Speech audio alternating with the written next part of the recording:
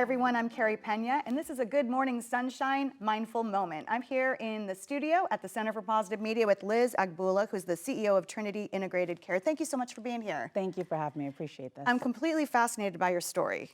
You came from a business career, pretty high-powered, and you ended up working in behavioral health, starting Trinity with your family, with your parents and your brothers. Yep, all of us. I have 4 brothers. I'm the only girl, by the way. Just want to say that. We're originally from Nigeria. We grew up in New York, and we all essentially moved here together. It's cold in New York. I love it. It's home, but it's cold. So I moved here a little over 10 years ago, and my entire family followed. It's perfect. So we were in this business together every day. Our kids, even, my 10-year-old, she's involved there. It's a family unit. We do everything together. What was the moment when you said you're leaving corporate America and you wanted to learn more about behavioral health? And in particular, you talk a lot about really wanting a more purpose-driven life. Yeah. And so when I was pregnant with my daughter, I was working a lot of hours, traveling quite a bit. And, it wasn't until I went on maternity leave for my entire 6 weeks of maternity leave, my mom was just like, Liz, you really should do something that, when Rebecca comes home, she sees you may be exhausted, but you have a story to tell. Like, how can you tell you impacted someone's lives today? How can you tell you impacted the world and her ecosystem?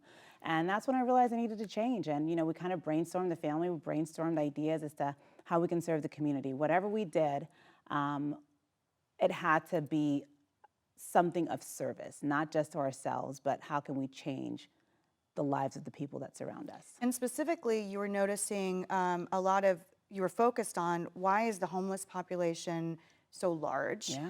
And many of them being veterans. And that was initially your focus. Yeah, definitely. My parents, they were working at a hospital at the time, and they would see the same patients that they'd work with in the front doors at the hospital.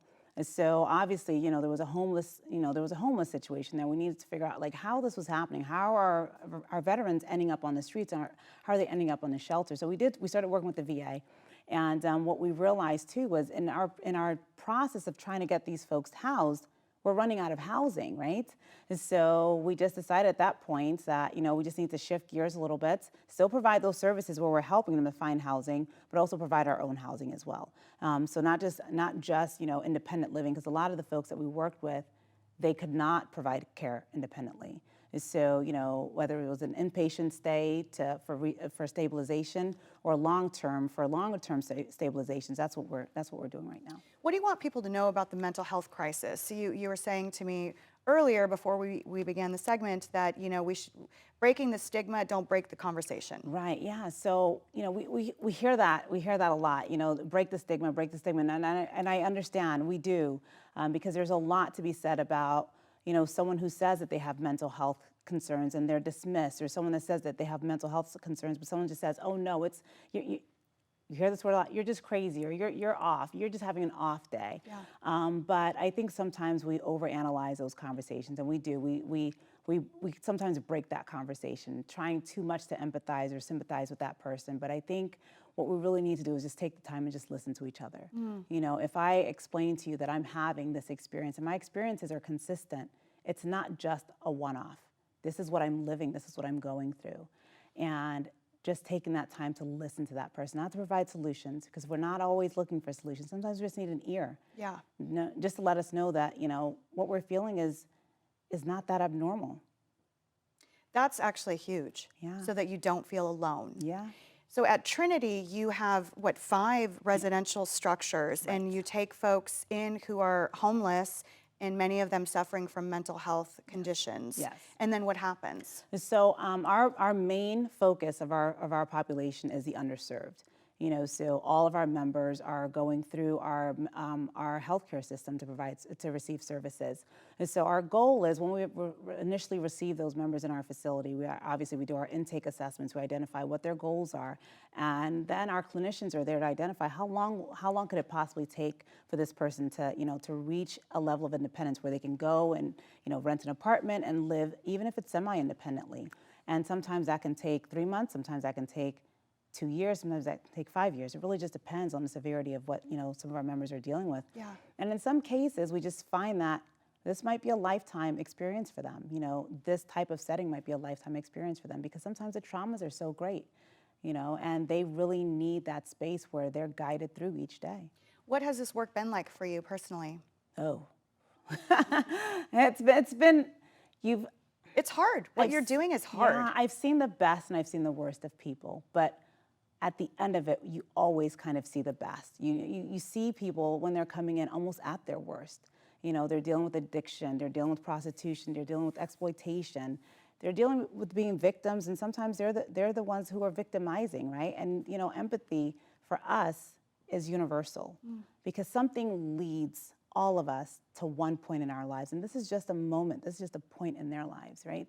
So what we want to see at the end of the day is we want to see them get better. Yeah. You know, whatever better looks like for them, because better for me is very different. Better for them is just maybe meaning, you know, living at home with my mom again because I've betrayed that trust for so long. I want my mom to trust me again, and maybe that's their okay, and we're fine with that. Since you work so deeply in the behavioral health space, what do you think would be your advice to people who might watch this in terms of your own mental health, your own personal mental health? Yeah. There's a lot of people who are struggling. Yeah. You deal with, you know, a lot of folks who have come into homelessness. Yeah. But there are a lot of people in corporate America who have mental health Absolutely. struggles. I mean, just because someone's dressed up and has money doesn't mean that they don't have private demons. Yeah, absolutely, and we see that too. We see the folks that, you know, they have been extremely successful and something led them to us. So I want people to listen to each other and not pass judgments. And it's hard. It's a struggle, right? Because we're prone to solve problems, to solution. You know, the things that we see in our children's lives. You know, your child is experiencing some bullying in school, but you want to intervene. Like sometimes they just need you to listen, and they want to be heard, and they need to know that what they're going through is not. It's not the end, right?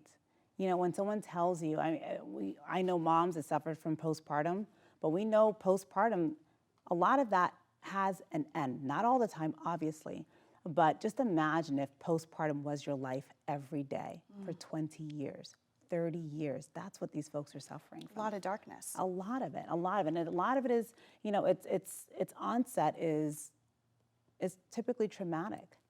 And just because I tell you that I'm sad today doesn't mean that I wasn't sad yesterday and I'm not going to be sad tomorrow. It doesn't have to define you. Exactly, yeah. and it shouldn't. And the judgment of what that diagnosis looks like is really what we need to kind of end. And as we wrap up, I just would be curious, for you sitting here right now, you made this major shift in your life.